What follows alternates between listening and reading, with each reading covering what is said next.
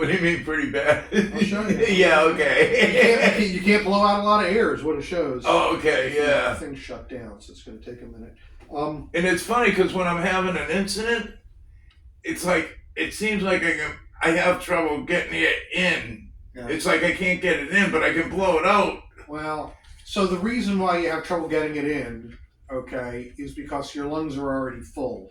You have a problem when you have developed significant emphysema, the airways, you lose a lot of lung tissue, and when you exhale, the air kind of gets trapped. You can't get it out, and so you breathe at more and more lung volume, so your lungs are full, and you can't breathe up, breathe in anymore. Okay. That's kind of how, it's complicated, but that's kind of how the mechanics of it, basically, yeah. The mechanics are complicated. I'm big on the way machines work. Well, me too. We're just a machine. Right, no, that's kind of why I do this job. So I'm good at the physics and the mechanics of it. I'm a huge fan, as an electrician, I'm a huge fan of physics. Yeah, that's what I was good at in right? school. The scientific aspect of life. Right. It's amazing.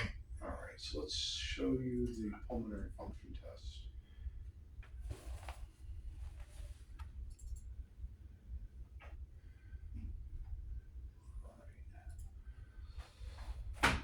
All right, so this is a bunch of numbers and then there's a picture, okay?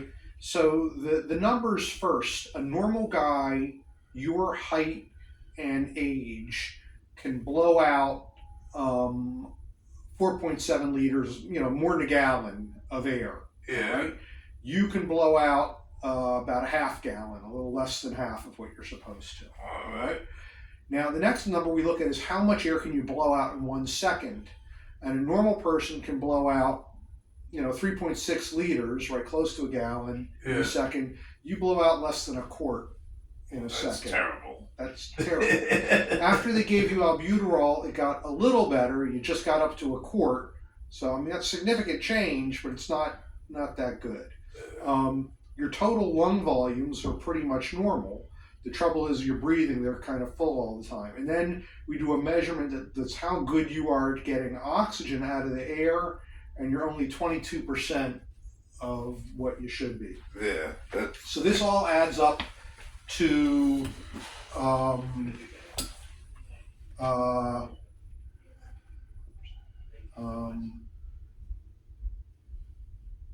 and so when we look at a picture,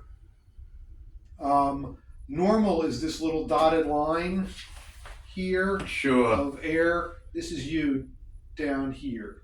Yeah. Okay. Terrible. Yeah, so that's terrible. So that's COPD. It's about as bad as it gets. Okay. Okay, for COPD. The surprising thing is that you look pretty good. Well, I hike. Well, I go and hike. I know. I mean, I do physical stuff when I just take my time while I'm doing But it. the surprising thing is that you look pretty good, and your oxygen levels are pretty preserved. When you walked with me, they fell. Yeah. They didn't fall dangerously low, but they fell. Sure. So you've got, according to the numbers, stage 4 COPD, extremely severe COPD. Yeah. And if you don't smoke, it won't get much worse. You'll get older, but it won't get much worse. Yeah. If you smoke, you're gonna die. Yeah, quicker. Well, quick. We're all gonna die, but yeah. No, you're pretty close. Yeah. It's pretty bad numbers. Okay. It really can't get much worse. Okay. So I'm glad you quit smoking. That's definitely the main treatment. Yeah, well, the gig's up. You know what I mean? That's all there is to it. Right.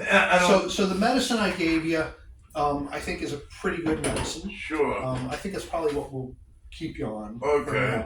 Now, how often do you feel like you need to use the rescue?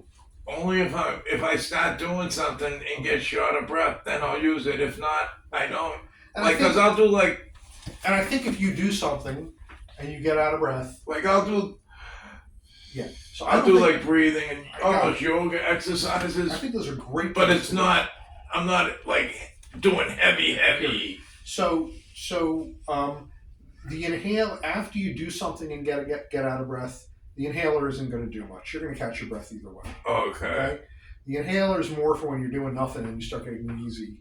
Okay. You get cold. Okay. That's what it's Sure, for. sure.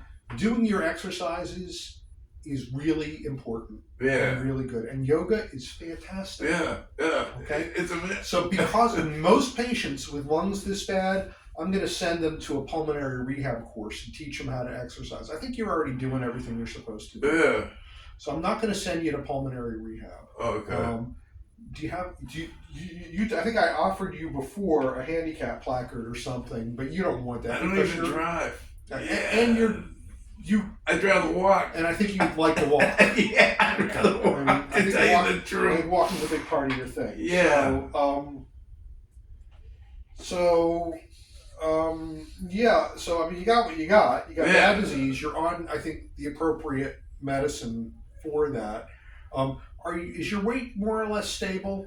I had 2/3 of my stomach taken off from a perforated ulcer, so I just stay right about here. So don't get any skinnier. No.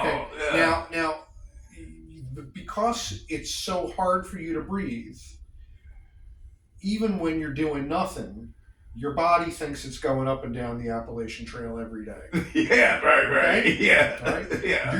You burn a lot of calories doing nothing, just trying to breathe. Yeah. So you probably need to eat a little more than other people. Okay. And if you got most of your stomach missing, you're not going to eat a great big meal. What you may need to do is sort of snack a little every day. Slow. A little trail mix all day. Right. Okay? All right? Sure. To keep your weight up. Okay. And your strength. Yeah. What else? You should all the vaccines. You should get any vaccine.